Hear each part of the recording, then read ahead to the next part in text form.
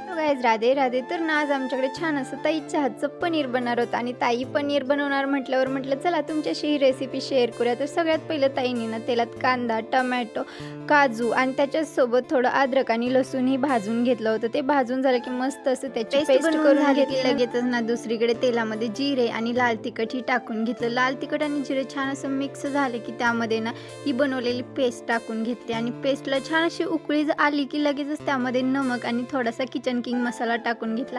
आणि याला काय बोलतात ना, बरोबर मी व्हिडिओ काढताना विसरले. तुम्हाला माहीत असेल तर मला कमेंट्समध्ये नक्की सांगा. मीही ना व्हिडिओमध्येही मेन्शन करेल त्याचं नाव.